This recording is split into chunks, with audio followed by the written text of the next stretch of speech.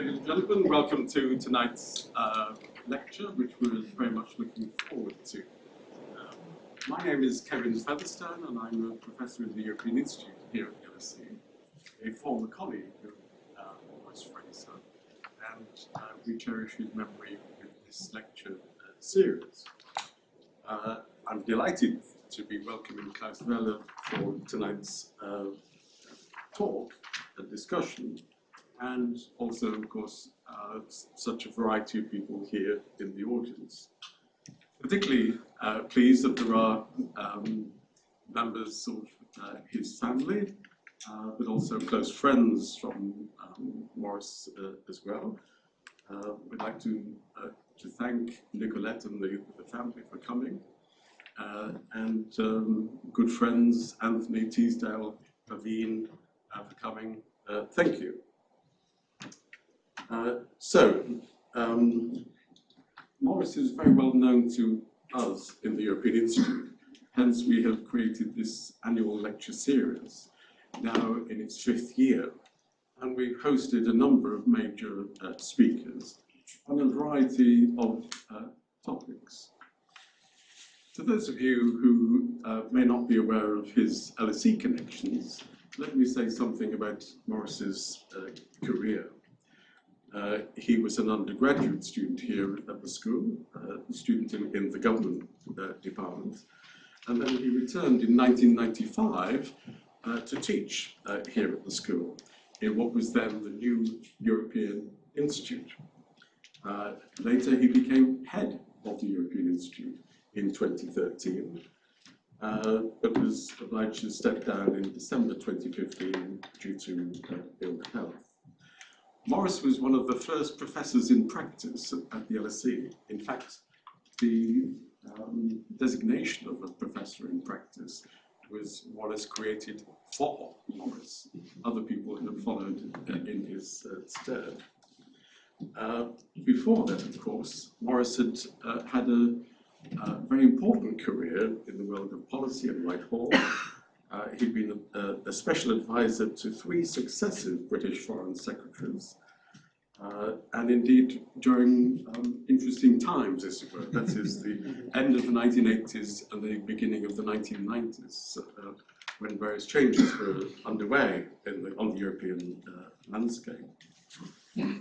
But beyond the Foreign Office, beyond the LSE, Maurice had wide professional experience, member, trustee, and chair of countless public bodies. And of special importance to Maurice throughout was his work on Europe, and in particular on Anglo-French relations. At the LSE, with us in the European Institute, he became the program director for what was our first double degree program with Sciences Po in Paris. Maurice utilized his very extensive professional contacts, his experience, to make the LSE the premier UK platform for debate on Europe, at a time when we thought debate on Europe was a good thing to have.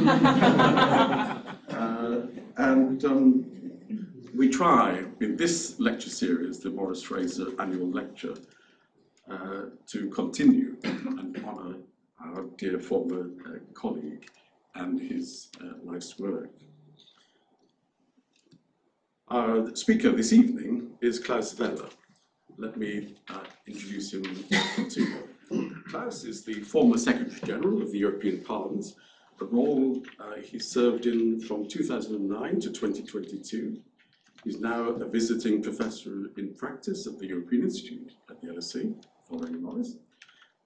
He's chair of the Wilfred Martens Centre, Academic Council, and is a visiting professor at Leuven in Belgium as well. He's got a degree in economics. He worked at the CDU Central Office in Bonn before moving to Brussels, where he served as the Secretary General of the European People's Party. He then became Secretary General of the EPP and the European Democrats group, and Director General for Internal Policies at the European Parliament, head of the Cabinet of the President of the European Parliament, and then more recently Secretary General, as I will say. So we're very much looking forward to tonight's lecture. It could hardly be more topical and more challenging in various ways. Ukraine, Europe, and the return of geopolitics. 10 out of 10, Klaus, for an interesting title. You pass every measure in that respect. Before we begin, can I just make one or two comments? Can you please join me, in fact, in switching off your telephones, because I've forgotten to do that. Let me say that tonight's lecture and discussion will be available as a podcast and a video, unless there are technical issues, and that will be on the website of the European Institute of the LSE, hopefully in a matter of a few days. The format for this evening is that I'm going to ask Klaus to make his presentation shortly. Then he and I will have a short discussion, and then we'll open it up to you in the audience to make your questions and comments. And afterwards, we're very pleased and grateful that we can invite you to a reception immediately outside this theatre. So if the discussion has not completed every topic you think we should have covered, there'll be plenty of time. I'm sure Klaus is willing to give up LSE wine in order that he can answer and discuss with you any of the points you want to raise. So, without further ado, can you please welcome this year's Maurice Fraser Annual Lecturer, Klaus Welle.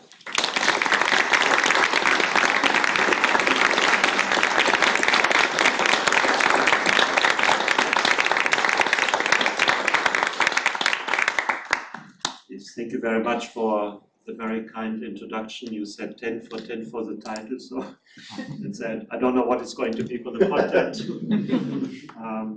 but very kind. In fact, I also happen to have been knowing Maurice Fraser, of course, not so in depth, but in fact, I was the first speaker in the new lecture service, which he started at the time together with Anthony Kingston. And those 3 times he invited me into his office, which, if I still remember correctly, was crammed with books on all the walls, as far as I can see. Anyhow, very gentle, very kind man. That's, I think, what I can say. So, and additionally, he opened up the possibilities for guest professors in practice, which, of course, I'm very grateful as well. So, Professor Featherstone has asked me to make some introductory remarks, which are roughly 35 minutes, maybe. I will have a first part where I try to describe the geopolitical side, and the second, how do I think has the European Union changed, and what kind of European Union is the situation meeting. So first, normally let's say nowadays we say very lightly geopolitics. I don't know whether that was always the case. I can tell you in Germany this was not the case. In Germany, geopolitics was kind of banned, as far as I know, for a couple of decades, because the German geopolitical tradition developed interesting concepts like Lebensraum im Osten. I'm not saying it was prepared for that purpose, but it was used for the purpose. So that means this kind of tradition was not very acceptable for a very long time.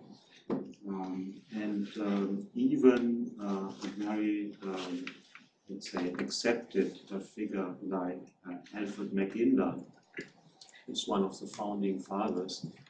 If I can make that side remark, if I see it correctly, he advised during the Versailles conference, and his proposal was to create between Germany and Russia a lot of small buffer states, because that would provide security for a long time. And we know that Russia and Germany then took it as an open invitation to carve them up between themselves. So I just wanted to have these kind of words of warning at the very beginning before we lose ourselves too uncritically in this kind of reflection or silence. It's also true when we look at Russia. The question is, why is Russia conducting this war against Ukraine? In a different talk, I've tried to enlist 10 reasons how it could be reconstructed, just to avoid that we just have to believe somebody has gone mad, has lost his mind, and therefore it's all happening. But of course, you will find in YouTube some of the more renowned geopoliticians who basically said before the Russian aggression against Ukraine that Russia had to conduct this war from a geopolitical perspective. And the argument is always, and if you want to follow this up a little bit, there's somebody very prominent called Peter Zeihan, he's an American, who you can find on YouTube, explaining that the Soviet Union was perfectly protected from a geopolitical point of view because there are kind of 17 weak spots all around where it could be aggressed and its security could be endangered. Because of the collapse of the Soviet Union, now it is much more exposed, and therefore it will be absolutely necessary that these weaknesses are being addressed. And the biggest weakness is being in the West, because the whole terrain is flat, and therefore from their point of view, this kind of war would be inevitable and shouldn't even stop in Ukraine. If you really want to address the issue, you have to go to the Carpathian Mountains and then Poland.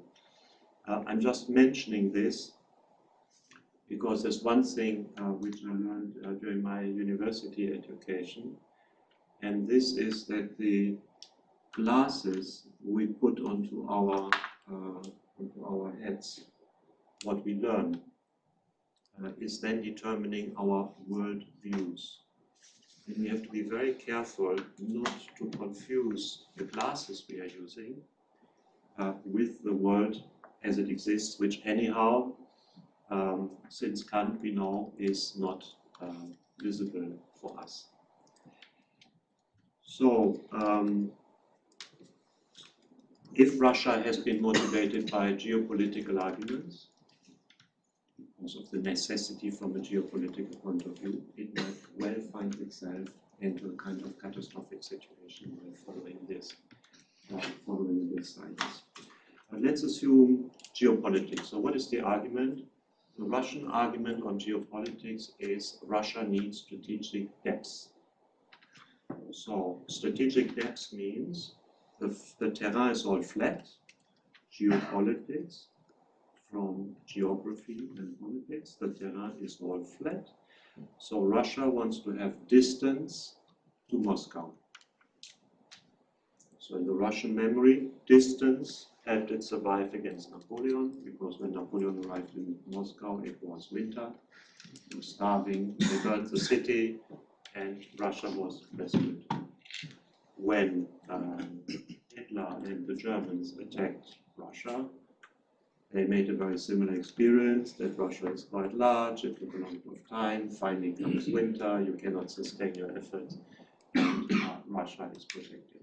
So in this geopolitical narrative, space in combination with climate is very important. So Russia has tried to extend the space to Moscow to the maximum over the last 500 years in the east, in the south, in the north. In the north there's not so much to do, but also in the west. That's geopolitical logic from the Russian perspective. What about the European Union? We had the announcement of Ursula von der Leyen for this legislature that she wants to have a geopolitical commission, kind of stating that this is a new phase in the development of the European Union. I would argue that European integration is a geopolitical project from the very beginning. In what sense? Geopolitics is about the relationship of space and power. Where are you situated, and what are the problems that are resulting from where you are situated? Building a union of 6 already solved a number of geopolitical issues. For example, between Germany and France, always struggling for the Rhine, but if you are together in one community and you can use the river together, the Rhine becomes much less of an issue. One could argue that Belgium owes its existence to being a buffer state between Germany and France and Britain, protecting the coast on the other side. If you are in one union, that's less of an issue. So creating the European Union in itself was already a geopolitical act. I think we can also argue that enlargements change the geopolitical situation, not only of the new members, but also of the existing members. If we take the last ones in the East, suddenly the Danube has become a river of the European Union. It was not before. We are suddenly a Black Sea country, or a Black Sea entity, because we are bordering the Black Sea. We might not be very conscious because we're living in Germany or Belgium or Spain, but the entity is suddenly bordering the Black Sea. So space is transformed. One could go even one step further and say association agreements, like the association agreement with Ukraine, have been transforming space, because suddenly the flow of people, the flow of goods, the flow of services are completely redirected. When it was before focused on Russia, it started to become focused on the European Union. Even with the customs agreement with Turkey, suddenly the flows of people, goods and services have been completely changed. So one could say that the European Union or the European unification is an alternative project of geopolitics. It's geopolitics with peaceful means. It's also transforming space, but without military, without violence, without aggression, with the consensus of the different parties concerned, but it's transforming space. One could even say that when we look at successful or not, probably the European Union has been the most successful project, at least after the Second World War, in transforming space. At least more successful than the different projects we had in the Middle East to do it with military means. So in geopolitics, the key thing is always the map. You have to look at the map. So what do we see when we look at the European continent? Of course, we can see different things. It's always in the eye of the one who's looking at it, so I can tell you what I see. I see that space in the west and in the center is structured by the European Union, and the space in the east is still structured by Russia. And these are two fundamentally different offers. The structuring of the European Union is a space of equals, where you can join, and as Britain has demonstrated, you can also leave. You can join, you can leave. It's based on the rule of law. Whereas the structuring in the East is still the old way, which is our own past. It's not just Russian. It's how we were in the 19th century and sometimes later. It's still structured by the idea of empire. Empire is not a relationship of equals. Empire is submission of the neighbors, and it's logically linked to violence, because who likes to be submitted? It's not a very attractive option. So if we think the European map like this, we of course have to admit that in the West and in the center, some are not members of the European Union, but also in the West and in the center, those who are not members of the European Union are strongly linked into the European Union by contractual relationships because of their own interests. That's the case for Britain, that's the case for Norway, that's the case for Switzerland. And the situation we are now in is that these two ways of organizing space are meeting. And in between, you have Ukraine and Moldova. And the space in between is becoming the territory of war, because they would like to decide on the union of citizens and states, but Russia is arguing for empire. So that's, let's say, the geopolitical map on the European continent. But if you look at the whole thing from the United States, it looks in the tradition of a Dutch scientist called Nicholas Spijkman, who published 2 books towards the end of the Second World War. The map is a bit different. The United States, when they are looking over here, they are not seeing Europe. They are seeing something we don't see, and that's called Eurasia. So they are seeing a continuous landmass from Portugal to, or let's say from Madeira to Japan. We don't see that. We think we are a continent on our own. From an American point of view, we are a peninsula, a half island, in the most western part of Eurasia. And in America, in the State Department, you can meet directors who are directors for Eurasia, not directors for Europe. So they look at Eurasia, and American security interest could be formulated as 3 principal ideas. First, nobody challenging the United States in the Atlantic. That's guaranteed since the Royal Navy, let's say, decreased in size. Control of the Pacific. Why control of the Atlantic, control of the Pacific? Because in geopolitical terms, the United States sees itself as a kind of island. Canada is not a problem. Mexico in security terms is not a problem. So the issue for them are the Atlantic and the Pacific. So they would like to have no challenger in the Atlantic, no challenger in the Pacific, and no single power controlling Eurasia. And whenever there was a danger that one single power could control Eurasia, like Nazi Germany in alliance with Japan, or the Soviet Union at the end of the Second World War, when Western Europe was very much weakened, America will engage and engage decisively, because that's putting into question their own security interest. If we look at this, we understand that from an American point of view, they see 2 out of the 3 put into question. Not the dominance in the Atlantic, but the dominance in the Pacific by the fleet building program of China, and Eurasia with Belt and Road, and the attempt of China to, let's say, connect the whole space, including others, under their own term. And that is leading to a conflictual situation between the United States and China, and unfortunately, it's a little bit resembling to the situation before the First World War.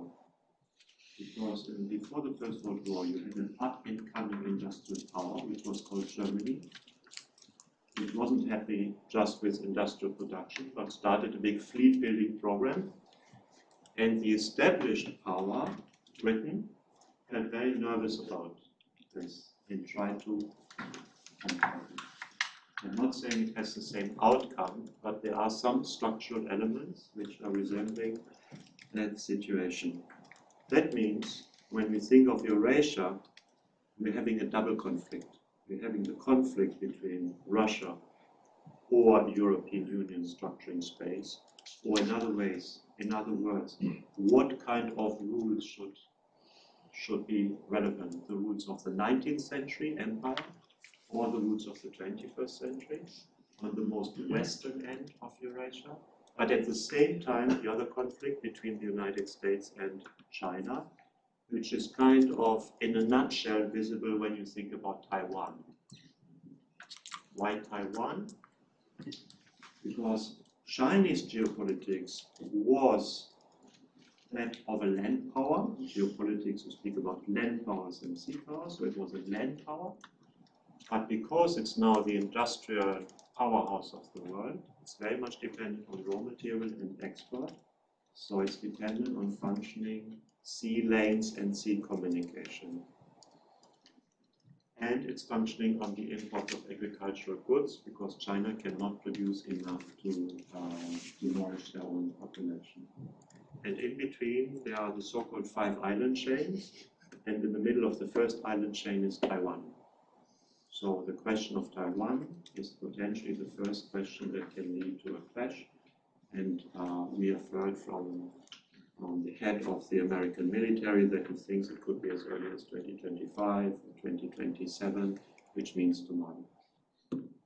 So that's when we look at the world in geopolitical terms, that's the problem. A conflict on the most western end and a conflict on the most eastern end.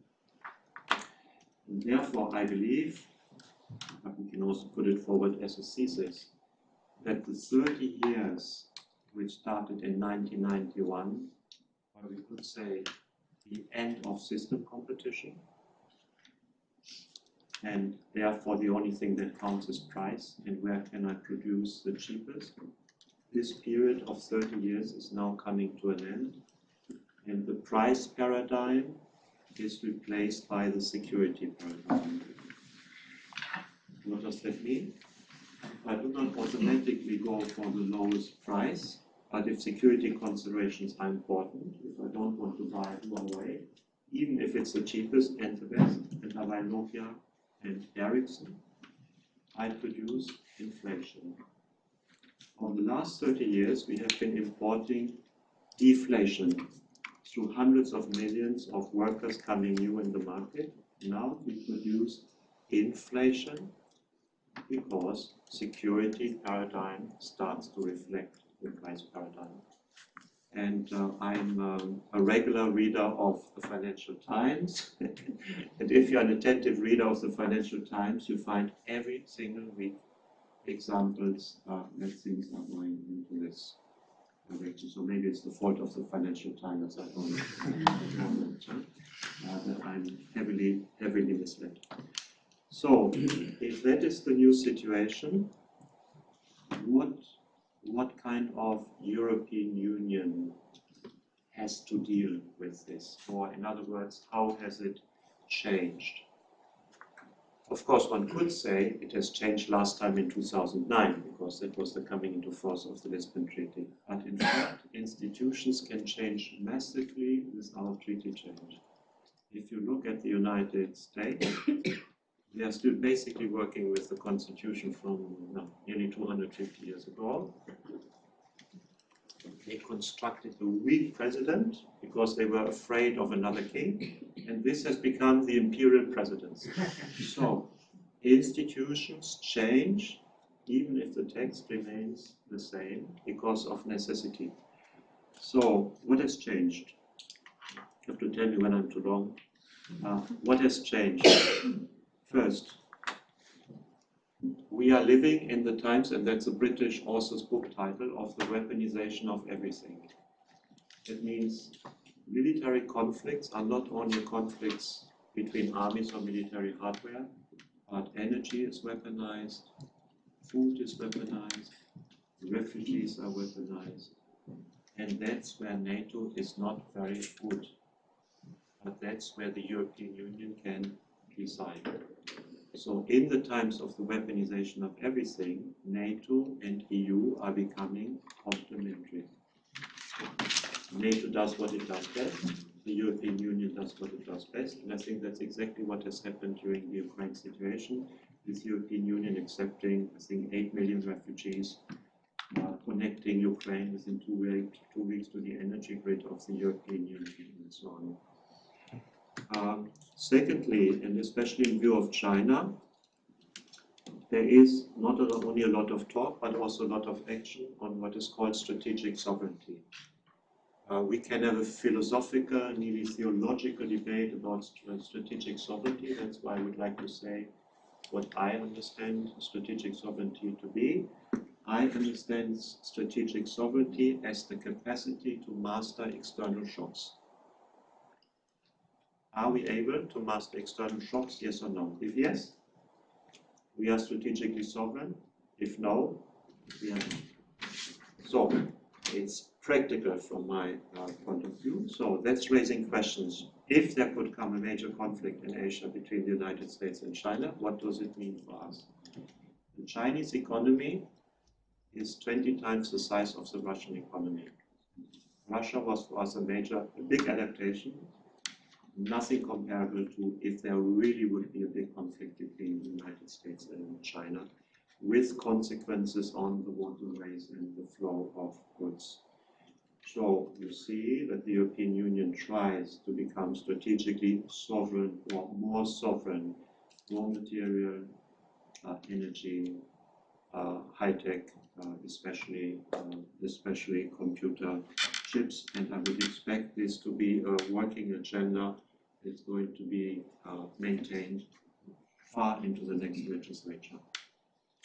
We also see a European Union that has changed in what could be called a perma-crisis since 2008, financial crisis, uncontrolled migration, post-Brexit, a crisis.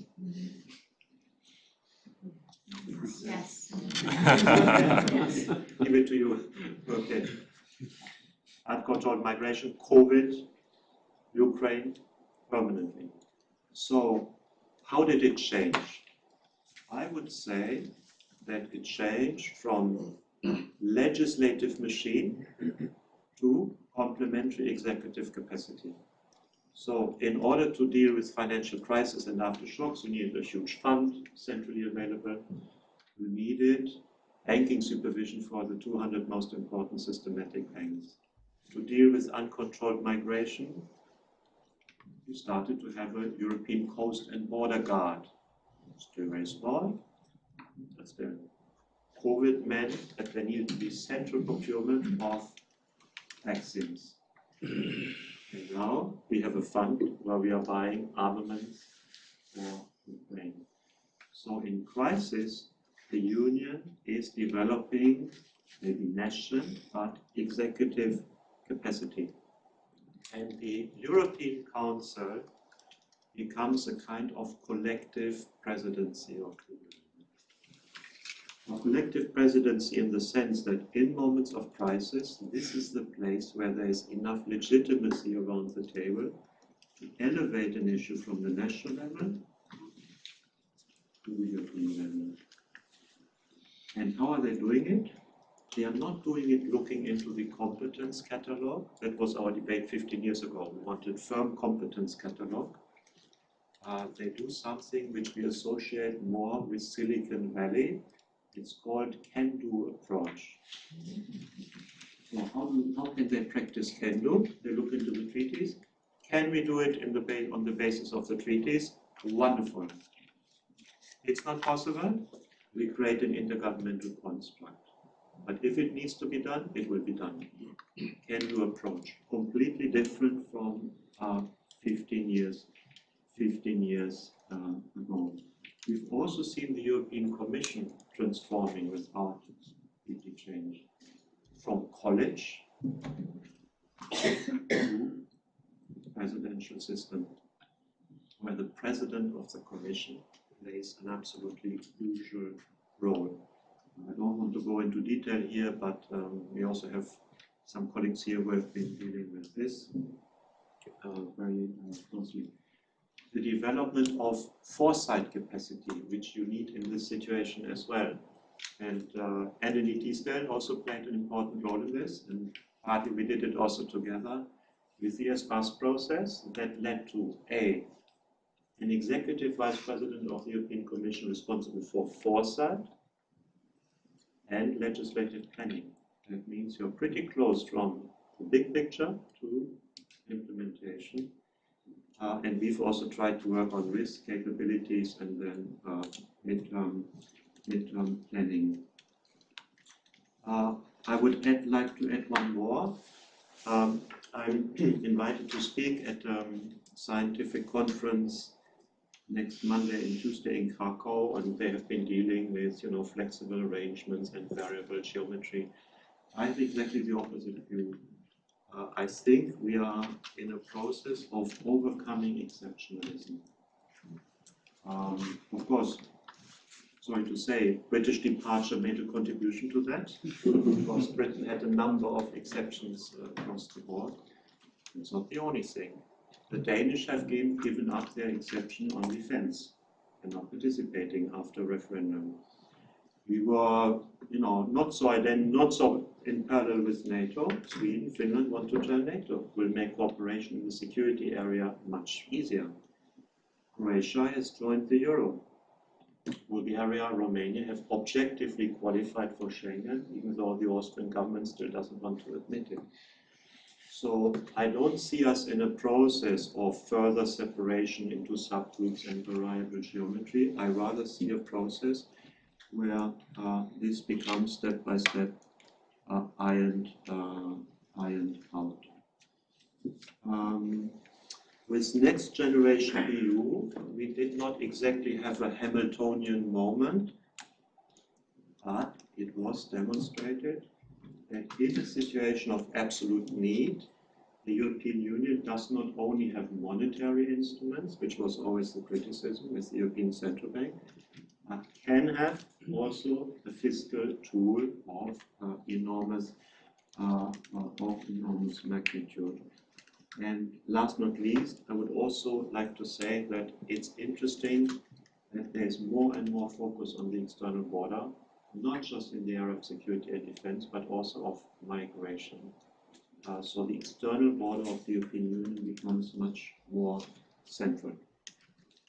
So, to finish this introduction, ahead of us is the question of Ukraine. There are two possibilities to look at it, and both are correct. We can either look at it as a major problem, or we can look at it as a major opportunity. And probably it's both. Why it's a major problem, I don't need to explain. It starts with agriculture and so on. But it's also a major opportunity because it would allow, if successful, to enlarge the space of freedoms in the sense of the four freedoms, but also the space of freedom 1,000 kilometers further to the east if successful. And I'm convinced if Ukraine can be integrated and is successful, we will also have a chance over time that the Russian system is fundamentally changing. So, thank you very much.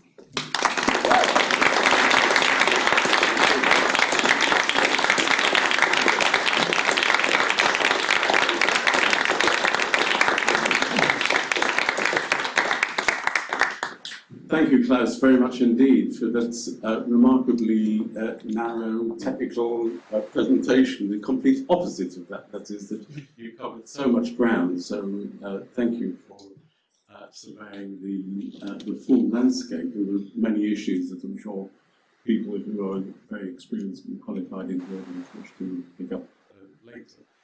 Let me start a short conversation, if I may. Some years ago, a professor here in the International Relations Department at GMC made a notable contribution on assessing the EU's capacity for foreign policy making and defence. And he said basically that there was a capability expectations gap. That is, that the ability of the European Union to respond in foreign policy, defence policy, was always much less than the public expectations that the EU would be relevant in this regard. And I know that you've made the argument that crises creates a European Union going forward with expanded roles, etc., despite the treaty limitations. But I wonder really whether viewed from outside the European Union, if you were sitting in Washington, wouldn't you feel that actually the Ukraine war has highlighted more of the weaknesses than the strengths of the European Union?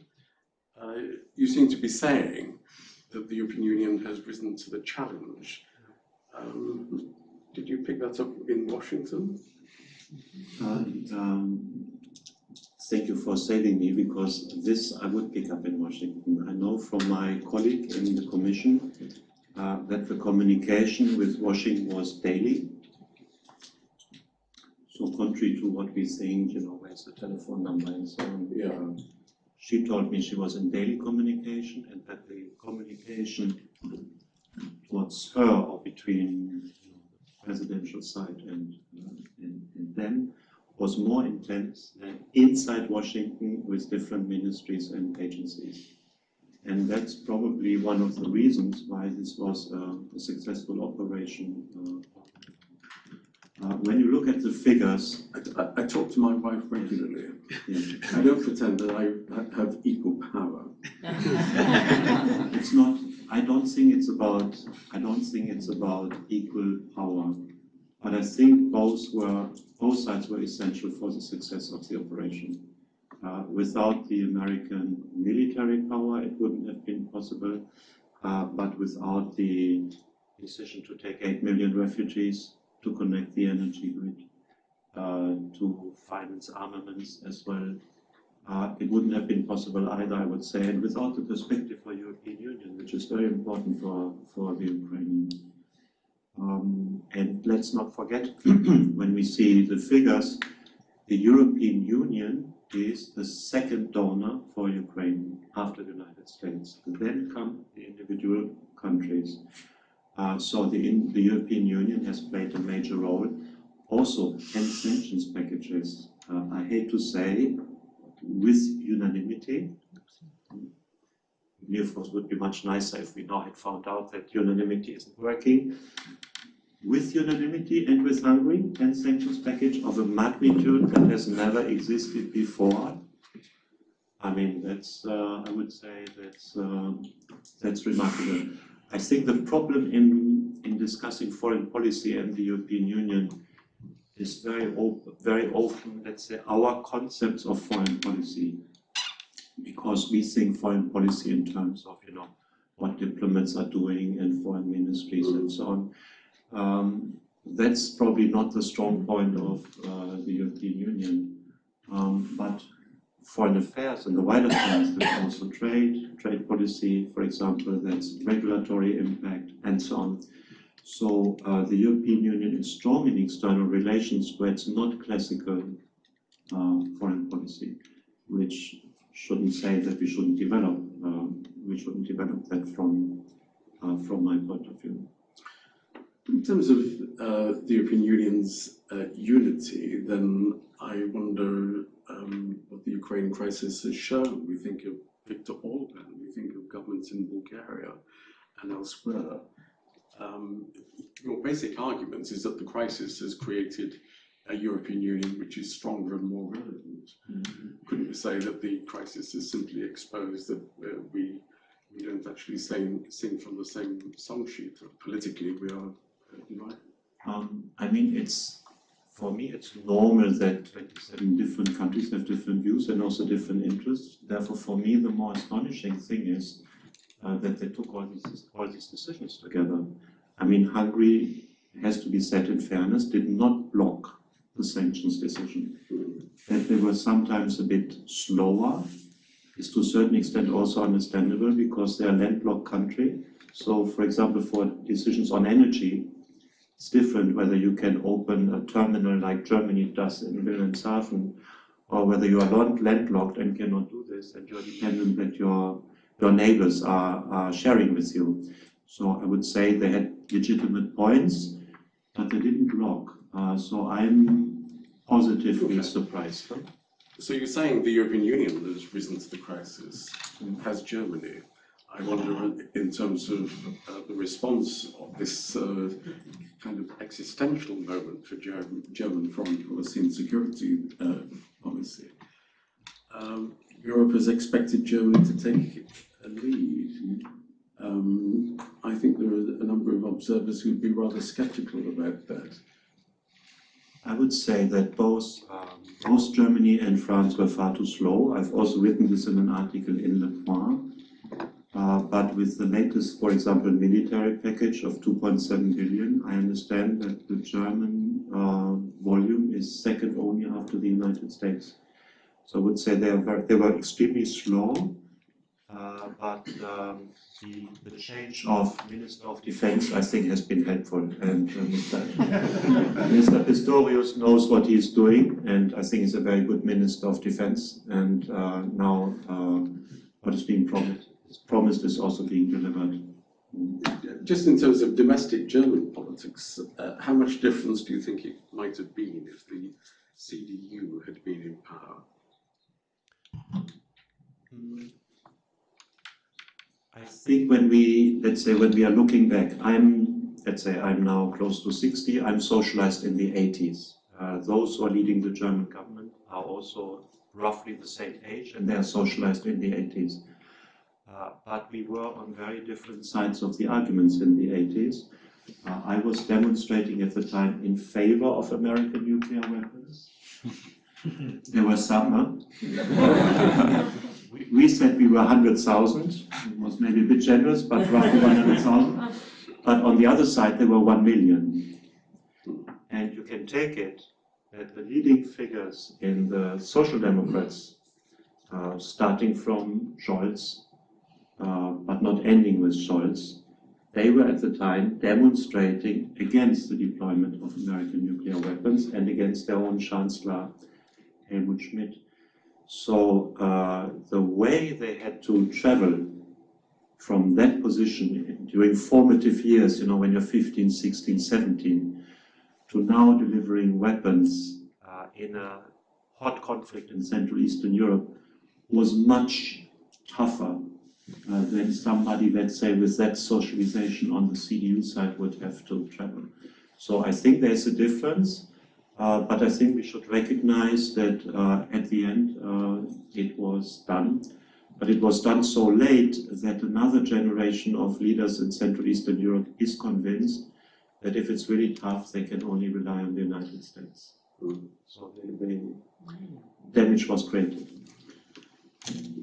Looking at it from London, the Ukraine crisis seems to have created a few opportunities, new opportunities for cooperation between the UK and the European Union in areas of foreign policy and security policy, and is an agenda that President Macron has wished to promote as well. How far do you think that might progress? Are you optimistic about some new architecture that might facilitate bilateral cooperation between the UK and the European Union? I think when we look at capabilities, then the United Kingdom is absolutely essential to participate in such a process. On the other side, I also think that the let's say the extreme positions on Brexit have peaked in this country. They've peaked with the Liz Truss government, and ironically, libertarians were experiencing their limits shown by the markets. That's at least good. That's at least good entertainment. And I think we've Being inside the theatre wasn't quite so good. Yes. I mean, how do you make markets melt in half a day? So I think that has peaked. So we are now having a government which is much more pragmatic on those issues, and therefore I think there are real possibilities. Okay. Perhaps the big lesson that you mentioned is in terms of strategic sovereignty. I like this concept. The European Union seeking to limit its dependence on Russia. You mentioned China. Clearly there are some lessons to be learned there. What would strategic sovereignty mean if China was to attack Taiwan? I think the importance is before. So the importance is before. So how do we deal with the fact how do we deal with the fact that 96%, again I'm citing Financial Times, so if it's wrong, Philip Stevens is responsible for this. 96% of the most sophisticated microchips are produced in Taiwan. So that means a conflict which would involve Taiwan would be disastrous, at least if it would last for a certain time. But we also know that this needs ecosystems. It's not just a factory you can build somewhere else, it's a whole ecosystem, and that takes years and years, if at all it is successful. But you see that both in the United States and in the European Union now decisions are taken to try to help establish this industry. The same for batteries and other areas as well. Whether it will be successful, I don't know. But one can have the impression that the United States is going for a policy of very rapid reindustrialization after having become not only energy independent, but an energy exporter. That means the United States puts themselves into a position where if such a conflict would be erupting, they would be less touched than otherwise. So strategic autonomy means strategic sovereignty means that we emulate the US. I think they are taking measures, and I think to reduce our dependencies is a good lesson from the conflict with Russia, because there we didn't do it. But it comes with a price tag, and that's also raising questions in general for the stability of our societies, because we have to do many adaptations at the same time. We want to be better in defense, we want to decarbonize our economies, we have to react to rapidly aging societies. So all of this is coming with a price tag, and strategic sovereignty is also coming with a price tag. And at the same time, we are having debt to GDP levels of roughly 100% debt to GDP. By the way, roughly the same in Britain, in the United States, and in the European Union. So that's raising serious questions of how all of this can go together. In a situation where interest rates are no longer abolished, because we had abolished them for some time, then it's convenient, Don't have to pay them. If interest rates are zero, then theoretically your debt can be without limit, but they are no longer zero. So we are reined in on that side as well. So the lesson of the crisis is that we reduce our dependence on Russia, and we try to do the same with China, but it may take more time. That's what I'm understanding your answer to be. We prepare. Yeah, and it has to be selective, and that's why Ursula von der Leyen has called this de-risking. So I don't know whether it's correct. Somebody knows better than me, saying that the Japanese have a policy towards China that they do with China mid-tech, but not high-tech and not low-tech. Not low-tech, because it doesn't make sense anymore because of the wage level that China has achieved. High-tech, because they would like to protect their high-tech. So mid-tech strategy, I don't know whether that's a strategy, I don't know the issue good enough, but that we have to become more conscious, I think is clear. And also, I have to say, China has all the right to develop, but I would not like to live in a world which is dominated by China. China is number one, sorry to say. Okay, the last question, if I may. This last question comes from home. We're hosting a Ukrainian family. And I discussed this evening's lecture with the family that we're hosting. One said, Kevin, ask him what the European Union expects from Ukraine after the war. That is, that if Ukraine wins, as we all hope, the Ukrainian system will still be corrupt, with very weak institutions and governments that find delivery of public goods enormously challenging. The European Union in recent times has had to accommodate what some regard as democratic backsliding. Poland, Hungary, we might cite other countries as well. what can the European Union offer? What can the European Union do with such an important country on its doorstep, but a country which may be very un-European in terms of its institutions and political culture? Yeah, I think we have to see the problems, and you have described some of them, but we also have to see the opportunities. What are the opportunities? If we, for example, would like to have raw material and energy closer, Ukraine is an opportunity because it has 0.5% of the surface of the Earth, but 4.8% of the raw material. So that's absolutely a plus. And this, by the way, might have been one of the reasons why Russia decided to cripple them in Crimea, because in 2011 huge gas quantities were found in the Black Sea. I will go next week to the Catholic University in Leuven to discuss with students, so discuss a little, understand a little bit better. But what I've already understood is that the legal system is extremely weak. And basically a patchwork from Soviet system and what they invented a little bit ad hoc. That can be a big disadvantage, but it can also be a big advantage because it's more easily replaceable. If you have a strong legal tradition, let's say, if the European Union would try to impose all of this on Germany, it would probably be very difficult. Strong legal tradition, legal philosophy, and so on. But if the legal system anyhow is not too convincing, maybe that could be done more quickly. I also think that the enormous energy the Ukrainians are now showing in this war, we will probably also see afterwards in their willingness to become members of the European Union.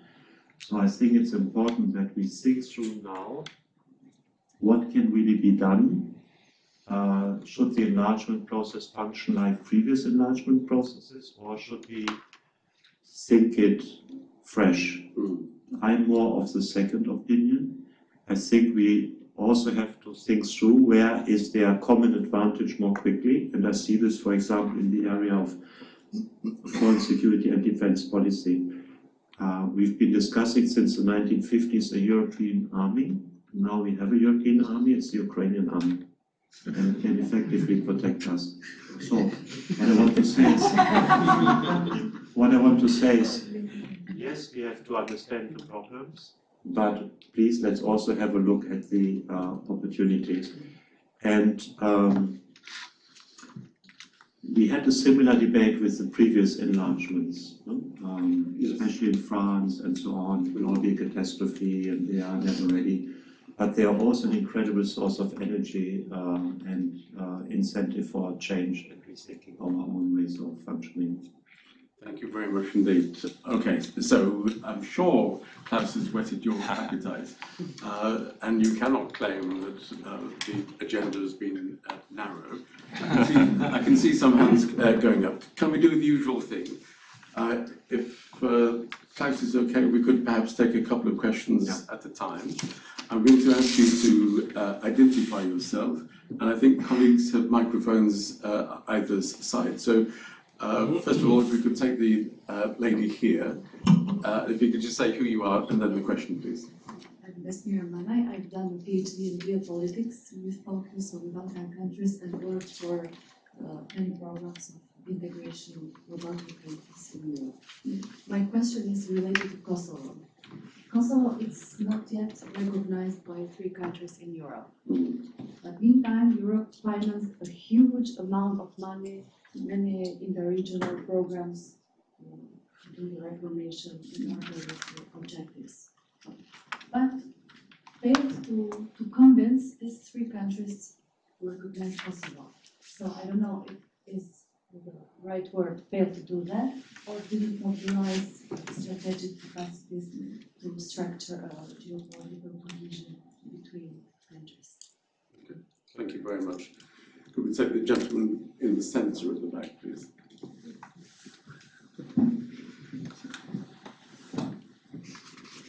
Thank you very much. Casper Bossum, I work for Polynesian Group, advisory investment firm focused focus on climate change, and my interests are very much in the geopolitics of net zero. But you talked about the importance of space between the global powers that you mentioned. Can you please give your perspective on the importance of the Arctic over the next 30 years in this price security paradigm shift? Thank you. As soon as Klaus finished, I thought he didn't mention the Arctic. And I didn't mention Africa. Okay, we're going to fill in the gaps. Perhaps we could squeeze in Philip Stevens this time from the military side. Philip Stevens. I was struck by your comments about Eurasia being that's where the real great game was played, and how the Americans recognized this. And I remember very well Brzezinski writing books about this. Yeah. Great chessboard. Great chessboard. It's a great book. It's an excellent book. And the Europeans forget that. But actually, aren't both sides now forgetting that, in part at least, because you've still got this American strain that says, look, what do we have to deal with these Europeans for? We've got a bigger problem in the Pacific. We need to deal with China. And you've got Europeans who think, well, of course, we want the Americans here to help with Ukraine, but we want to be able to run a completely independent mercantilist policy with China. Actually, now you have a pretty clear Russia-China axis. I mean, should we stop fearing, that sort of Americans will flee Europe, and should the Americans stop fearing that the Europeans will always be mercantilist about relationship with China? I'm going to take those three now. Kosovo, Arctic, Europe. Yeah. Thank you for these questions. It's just so that when you go to Louvain, you'll think that it's relatively easy. Good. I mean, on Kosovo, of course, this has to do with the fear of some of the member states for secession. Especially Spain comes to mind, and the question of Catalonia. Let's say for them, this is quite an existential issue, and I don't think that, let's say, the European Union could just convince them to recognize. I think it would need a kind of coming to terms between Serbia and Kosovo on the outstanding issues still, which might be facilitated again by a framework of enlargement of the European Union and Serbia wanting to make progress on this. So I think in that sense the European Union has leverage.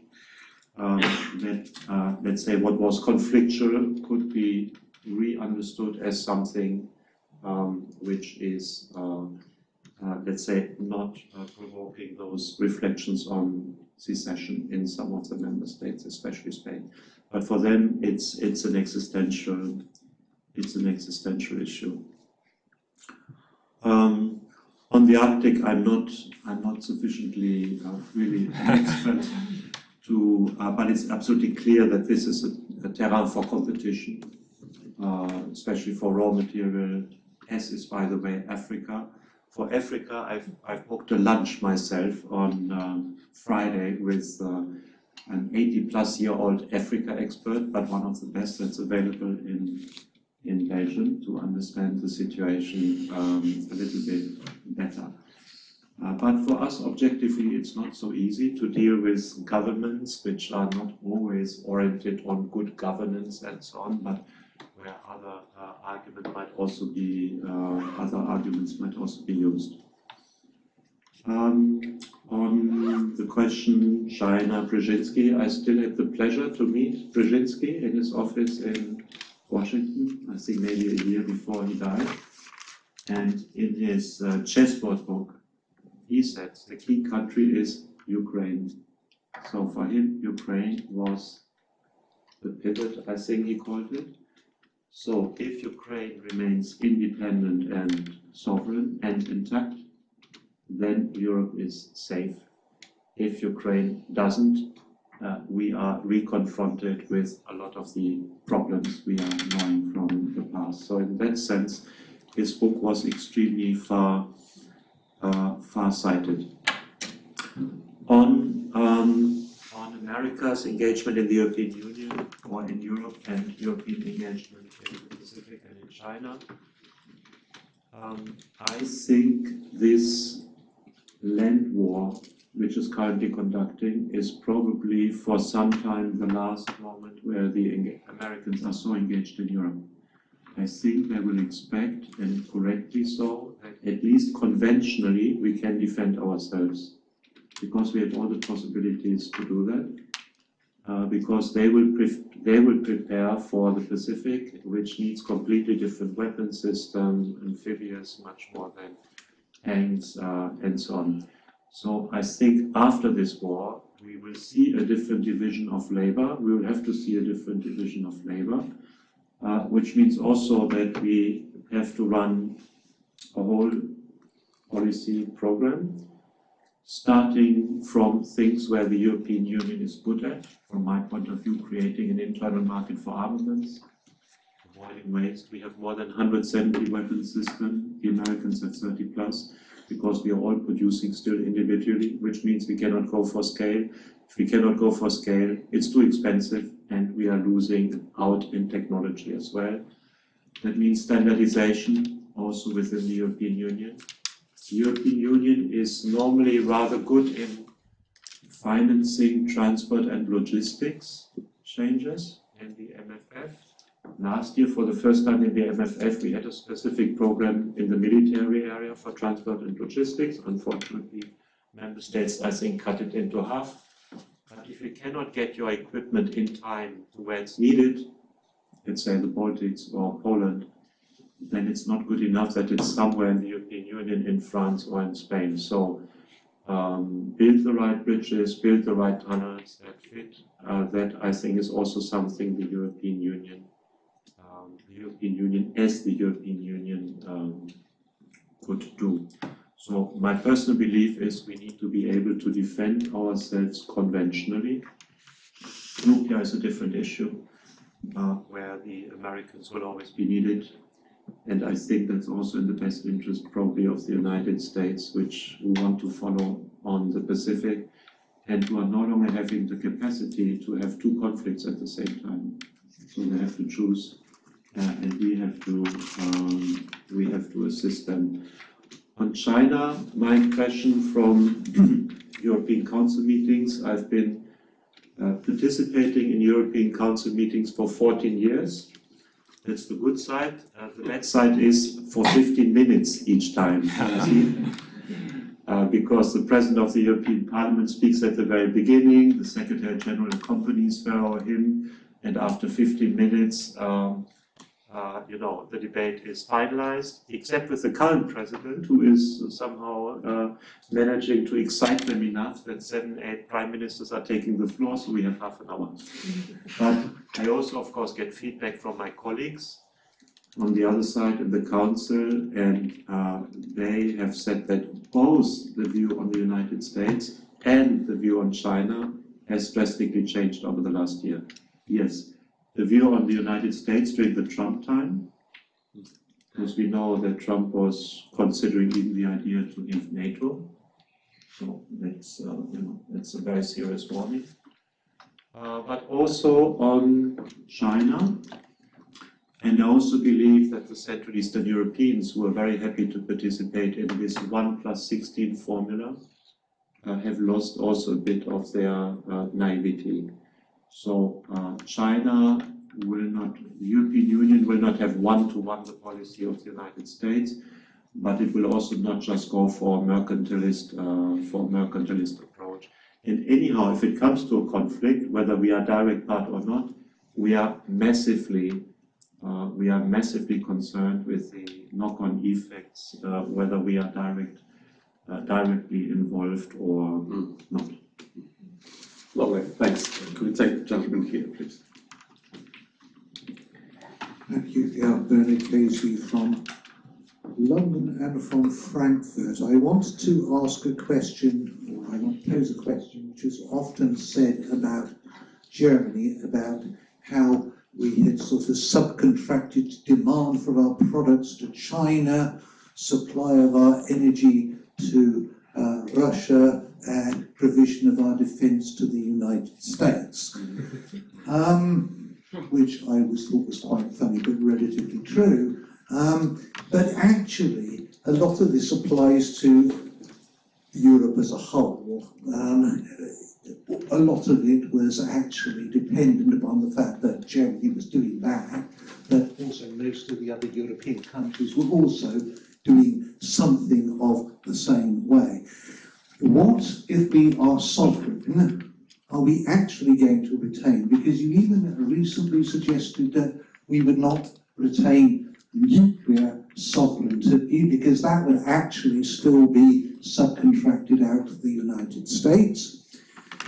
We are economically so extraordinarily interdependent that it's not just these extraordinarily complicated chips which come from Taiwan, but it's a hell of a lot of other things which come from a hell of a lot of other places, also in the United States, who are heavily dependent upon a hell of a lot of things which come out of China. Can we really get a sovereignty? And if we did get a sovereignty, what is the cost? You hinted at it in some of your presentation, but actually if we really were to be so sovereign, the costs would be enormous, I suspect. Thank you. Thank you. Okay, and Simon, my head of department in the Centre for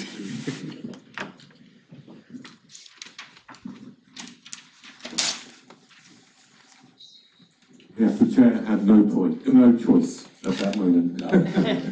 Let me begin. It was showing the strength of power that I waited 6 questions before inviting you. Let me say first of all that Klaus, that Maurice Fraser would have loved this. Yes. Kevin was teasing you about the scope and the breadth and so on, but it was just the sort of thing that he loved to pursue himself. He would have also hated the fact that at the LSE you still can't get a microphone to consistently work. The thing I think that he would have loved most of all was your original distinction between the politics, the sort of 19th and 20th century geopolitics, the politics of freedom and equality, which is a politics of citizens and states, and the politics of inequality, which was empire and subjective people. No doubt at all he would have loved that idea. And I think he would also have been keen to hear your view of why it is that in the politics of citizens and states, the formation of a supranational Pacific Federation is not for them an externally imposed annoyance, but an internally generated architectural imperative. Yeah. Thank you. If you wait for the microphone.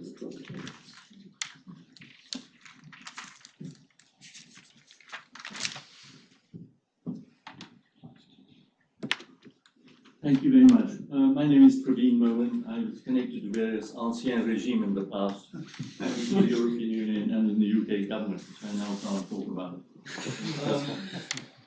Klaus has, of course, given a very wide-ranging, very interesting overview of Eurasia and its relationships with the rest of the world.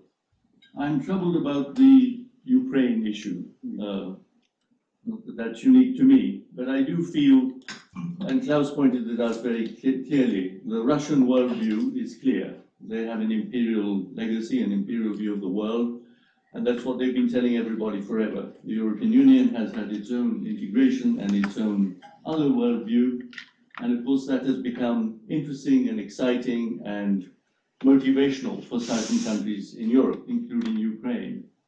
Given this very strong contrast that has been known, I just ask the question, has the EU and the West handled the Ukraine conflict well? Is it that the EU, and particularly the West as a whole, have almost goaded Russia into this? Are we really saying that this has been a conflict that will end well? There's talk that, of course, we want Ukraine to win. hasn't Ukraine already lost? For the next generation, their people are finished. The destruction of Ukraine as a country is terrible to see. The refugees, the displaced people. And you just wondered if there had been more wise men and women before the conflict, whether this should have been stopped. And how is it that we have ended up in this conflict? And how is it that we talk about it as if it's some faraway country that means so little to us, but is actually now changing the whole region of Eurasia? Thank you. Would you like to take those? Yeah.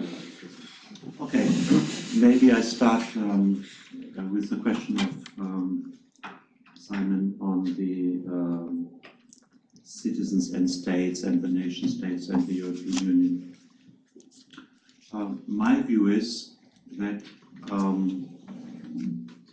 we have two different sets of arrangements. When we look at the historical map, how the map of Europe looked like, then it was full of empire. British Empire, the French Empire, the Austro-Hungarian Empire, the Ottoman Empire, and then the Germans thought relatively late they should also have one. They thought Eastern Europe, Central Eastern Europe would be a great area, to establish this. Russian Empire was an area of empires. The alternative to this, from my point of view, is the combination of nation state and European Union. There is this book of Alan Millward, I think from the 60s. Yes, 60s. the rescue of the nation state. The European rescue of the nation state, the European rescue of the nation state. And I would argue that this multitude of nation states, as we are having now, when you look at the European map, is only imaginable with the existence of the European Union. Under the conditions of the 19th century, I mean, a state like Slovenia not have been able to defend itself. The Baltic countries would not have been able to defend themselves. They would have been cashed in by their neighbor. And as we have seen in the first half of the 20th century, Germany and Russia came to an agreement in the Ribbentrop Pact to just divide the space up. They drew a line, this is your part, this is my turn. So I think that in a very existential way, the European Union is the precondition for the existence of many nation states.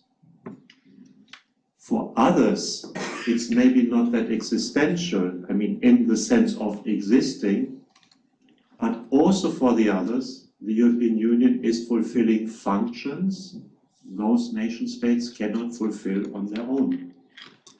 As an empire, they could, because they linked up with their colonies, and that was the area of trade, for example. But in the phase post-empire, after empire, they cannot, and the European Union is fitting into those functions which nation states can no longer fulfill on their own. And like Jean-Claude Juncker used to say, the difference between the states is some know that they are small and some don't know yet. And not to have to make a reference to where we are currently, I would say Germany doesn't maybe know yet. They are flourishing because where they can't deal with it themselves, they have the European Union that's providing that functionality. So we have to think European Union and nation state together. Not with the idea to replace the nation state, but also not with the idea that the nation state is kind of hindered by the European Union. The European Union is the rescue of the nation state, sometimes in a very existential sense, and sometimes at least in a very functional sense, and that multitude of nation states could not exist without the European Union. Then on the question of sovereignty from United States and China, of course, we know also in this country that this notion of sovereignty is difficult thing, because we are never fully sovereign. Also, as human beings, we are never fully sovereign. We're always dependent on others, and states are also dependent on others. So sovereignty is always a relative thing. So I think, given the geopolitical picture which I try to paint, reducing our dependency from China makes sense, but in selected areas, not across the board. That's impossible. And also Janet Yellen recently has said decoupling is not a possibility. De-risking might be a possibility, decoupling is not a possibility, and if there would be a major conflict, it would be a disaster for all sides, including for us. But if we are speaking about de-risking, we also have to have a look military-wise at the United States. Unfortunately, for the moment, it looks like we are entering into a situation where we are dependent on who is holding the presidency in that country. And that's not a very comfortable position to be in, and that was not our situation in the past. And therefore, I think it also makes a lot of sense, at least in the conventional area, we are investing more on our side. There's no reason why we should not be able to do that.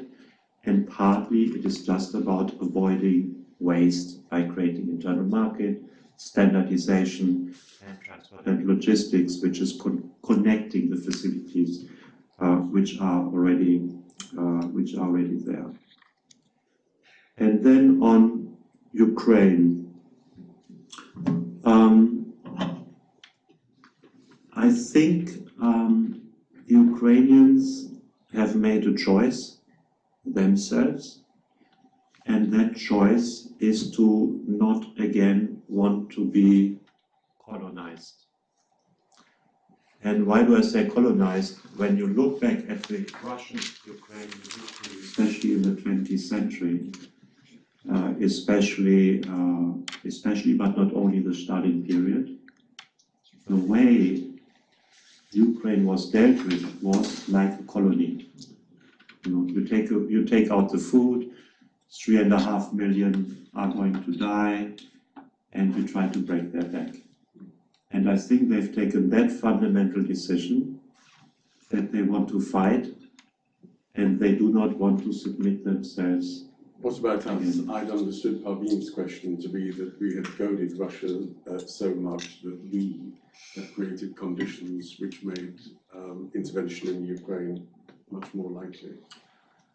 I mean, if you realize that Russia still has an imperial ambition, that's correct, but the question is, do we want to accept that, let's say, for example, the security of the Central Eastern European members of the European Union, and now I'm not speaking about Ukraine, I'm speaking about the Baltics, Poland, Romania, that this is again put permanently under question mark by a re-established Russian empire, putting pressure on their neighbors?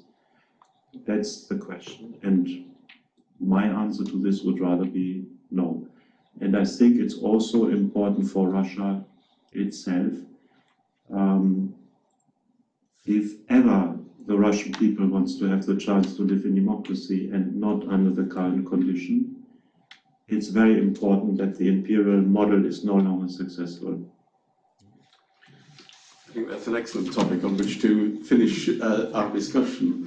To remind you, you're all invited to continue the discussion at a reception immediately outside. The Maurice Fraser Annual Lectures have covered many different topics and have been stimulating in many different ways.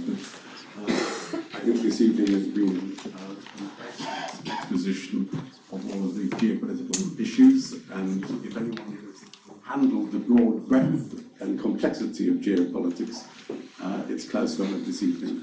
Thank you very much indeed.